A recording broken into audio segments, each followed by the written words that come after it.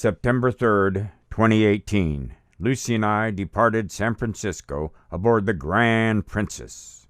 We sailed south of Alcatraz Island, passing underneath the Golden Gate Bridge. We then decide to check out our stateroom and our dining facilities as we begin our journey to Alaska.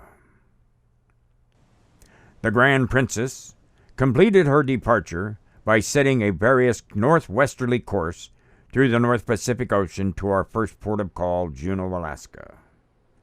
The next day and a half, the Grand Princess maintains a northwesterly course along the coast of Vancouver Island. This left us plenty of time to see the sights aboard the ship. Overnight, we sailed into Frederick Sound onto Stephens Passage, then up Gastineau Channel into Juneau. The Inside Passage is a coastal route for ships and boats along a network of passages which weave through the islands on the Pacific Northwest coast of North America. The Inside Passage is heavily traveled by cruise ships, freighters, tugs with tows, fishing craft, and ships of all sizes. The Alaskan portion of the Inside Passage extends 500 miles from south to north and 100 miles from east to west. The area comprises of 1,000 islands, 15,000 miles of shoreline, and thousands of coves and bays. While the Alexander Archipelago in Alaska provides some protection from Pacific Ocean weather, much of the area experiences strong semi-diurnal tides, which can create extreme 30-foot differences between high and low tide. So careful plotting is, of course, a necessity in many places to avoid grounding. Water life in the passage is not limited to humpback whales, which you see here, but sea lions, seals, porpoises, and other species.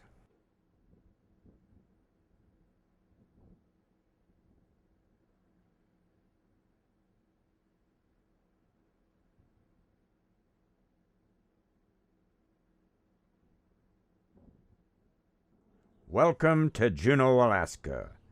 Juneau is the capital city of Alaska and is the second largest city in the United States by area.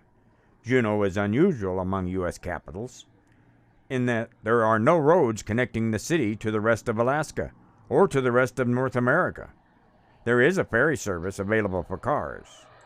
So the only way here is by ship or by plane, as you can see.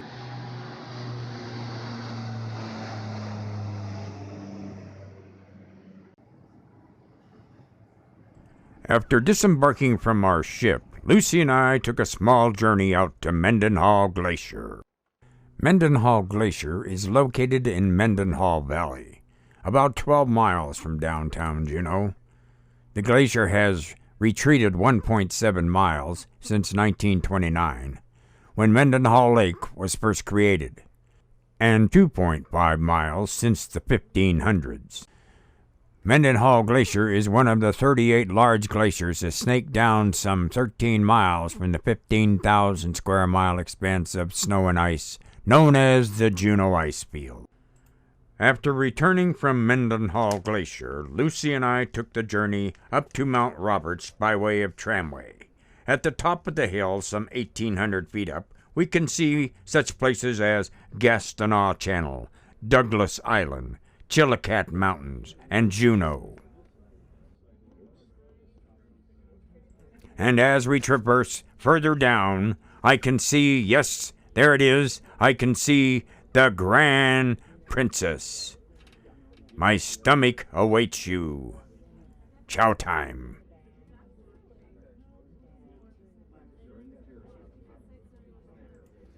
After descending off of Roberts Mountain, my wife and I say goodbye to Juneau, Alaska, and sail off again to our next port of call.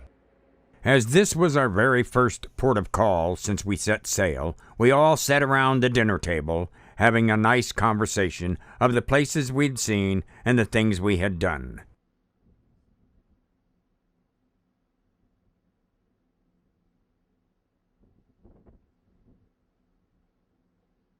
Morning of 7th of September 2018.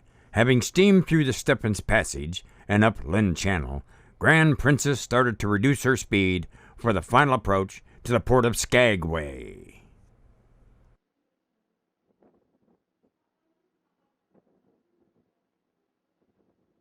Off to the right, Mount Hefty. To the left of Mount Hefty, that's actually Canada. The Canadian border comes down to our eastern flank right there. You see that little snowy shelf at about 9 o'clock? That's the South Glacier of the Juneau ice field. Did some of you guys go to Mendenhall yesterday? Mm-hmm. So this is the other side of that. It's 100 miles of solid ice all the way to Juneau. Wow. That's why there's no road to Juneau. One side of Juneau is ice, glacier. The other side is water, ocean. Bitter battle in the Alaska State Assembly to put a road between the two. As we reach the summit between Canada and Alaska, we look off to the east and still see snow-covered mountaintops, even in the month of September.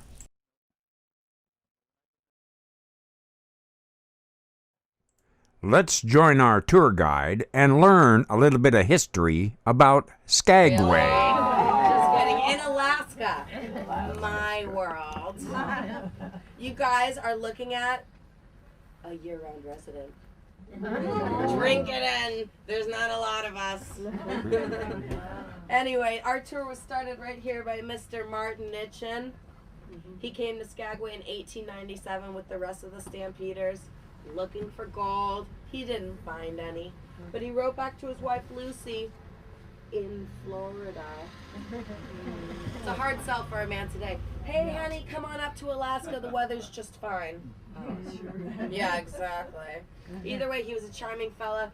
She came up here. He set to work as our town's undertaker, our town's coal delivery truck driver, and eventually he started the first Ford dealership in the world. No, not in the world. In Alaska. My world. Now in 1923, we got some really big news. President Harding, the only United States president to ever visit Skagway, was coming to town for 3 hours. I know, it was very exciting. I mean, our city is 4 blocks by 22 blocks, and how in the world can we show the president all of that in only 3 hours? Martin Nitchin said, I'll show the president around. He took that old coal delivery truck / hearse, swept out the inside really nicely, put in some bench seating, and then painted the outside to look like a circus wagon. On the side he painted Skagway Streetcar to all points of interest. And then on the back it said 25 cents. Now the joke was it was 25 cents each way. So if you wanted to ride back from the far side of town, you had to pay another quarter. 8th of September, 2018. Throughout the night, the vessel sailed on various southerly courses through the Lynn Canal, altering our course to a northwesterly direction towards Gavestus Point, where the vessel will enter Glacier Bay. The vessel will sail past Lampholm and into John Hopkins Inlet as we sail to Marjorie Glacier. Glacier Bay was completely covered by ice in 1794 when Captain George Vancouver and his expedition were stopped by a wall of ice 20 miles wide and 4,000 feet high. When John Muir visited the bay in 1879, the ice had retreated 48 miles into the bay. The ice wall has since retreated 65 miles from the mouth of the bay, and is only a remnant of the massive glaciers seen by Vancouver. The bay now contains 8 tidewater glaciers, including Marjorie, within small inlets along its perimeter.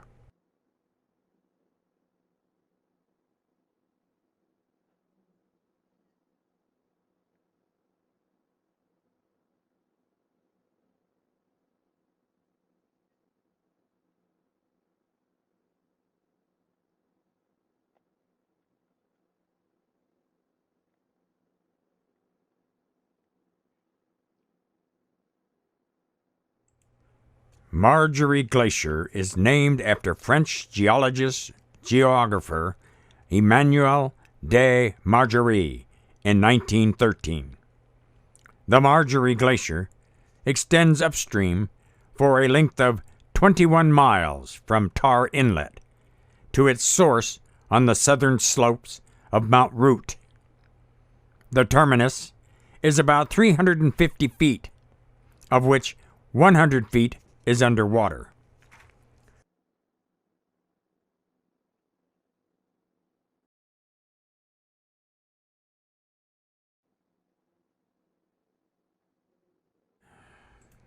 Like most glaciers, it contains moraines, which appear as dark areas composed of dirt, stones, and large rocks mixed in with the ice to be transported down the ice and eventually be ejected from the glacier's terminus.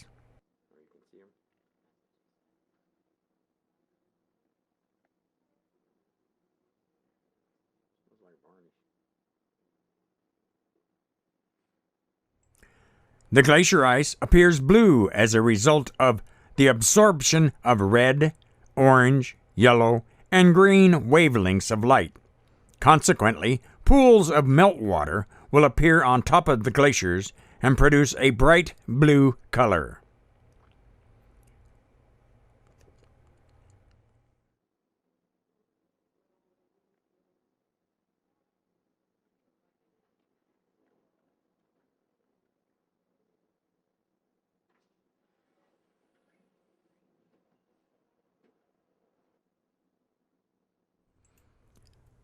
Let's move on our exploration of glaciers here in Glacier National Park. Let's go to the Johns Hopkins Glacier.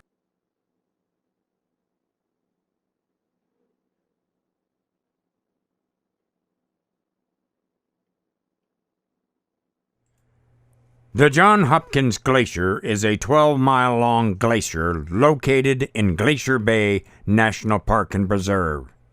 It begins on the eastern slope of Lataya Mountain and the mountains of Salisbury, and trends east to the head of Johns Hopkins Inlet, 1 mile southwest of the terminus of Clark Glacier and 79 miles northwest of Honolulu.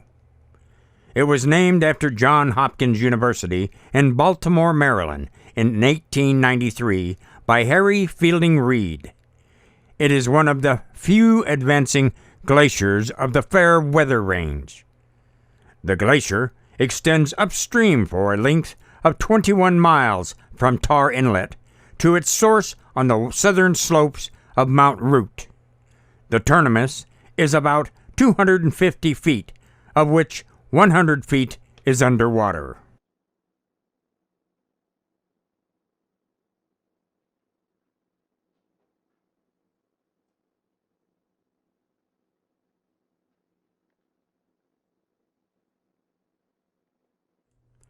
It is so peaceful, gorgeous, tranquil, and mystic here on the passage.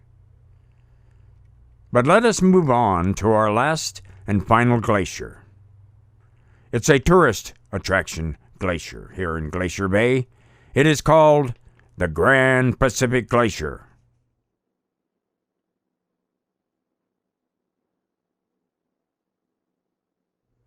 The Grand Pacific Glacier is a 25-mile-long glacier in British Columbia and Alaska. It begins in Glacier National Park, in the St. Elias Mountains, 7 miles southwest of Mount Hay, trans east into the Grand Pacific Pass area of British Columbia, then southeast to the head of the Tar Inlet and Alaska-Canada boundaries, 68 miles west of Skagway.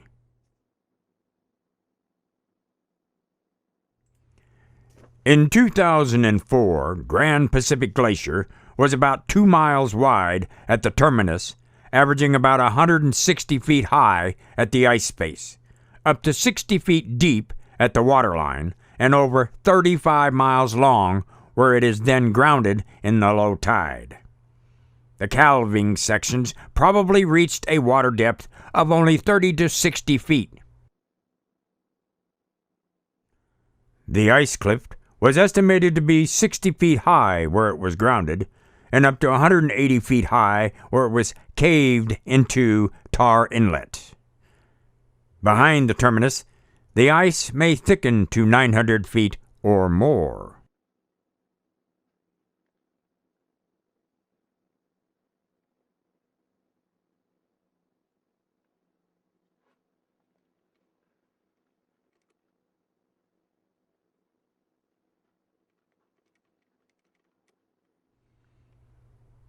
The western two-thirds of the ice in the terminus of the Grand Pacific Glacier originate from the tributary Ferris Glacier and flow 1,500 feet per year, or about 4 feet per day, taken between 1988 and 1990, and it may be a little bit higher today.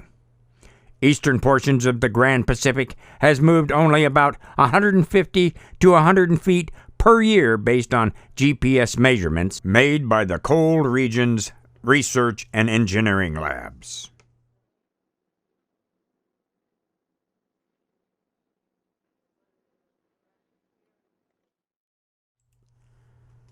After leaving Glacier Bay, the vessel altered course to starboard and makes her way out to open sea, sailing south along the coast and towards Ketchikan.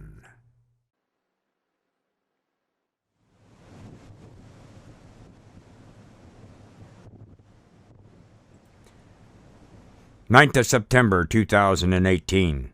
In the early morning hours, the Grand Princess passed through the Snow Passage on various southeasterly headings towards Ketchikan.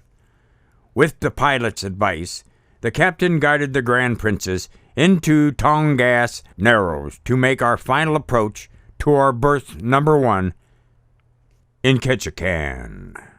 Ketchikan is located on Revillagigedo Island, so named in 1793 by Captain George Vancouver. Ketchikan is named after Ketchikan Creek, which flows through the town, emptying into Tongass Narrows a short distance southeast of its town.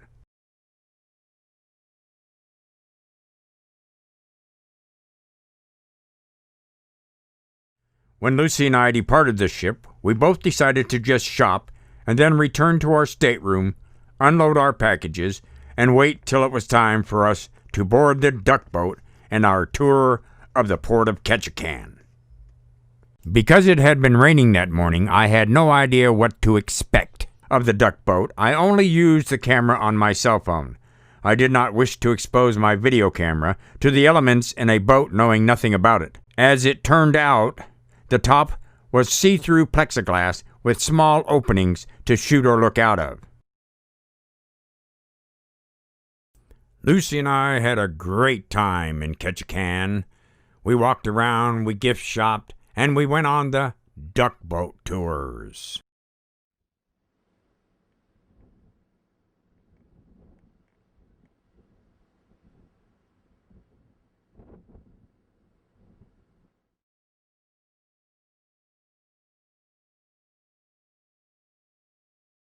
$1,900, the Grand Princess sails out to the open sea and heads south along Vancouver Island to the city of Victoria. Victoria is the oldest city in Western Canada. Victoria began in 1843 as the Hudson Bay Company Trading Post, named in honor of Queen Victoria. Our first journey will be to look at some of the homes and apartments ranging in price from a few $100,000 to over $1 million furnished. Then we will continue our journey on to see the government buildings. As we venture through the residential areas here, we see that the apartments are very exquisite, and even the homes that are older have been restored to their historical value, giving incentives for tax reductions.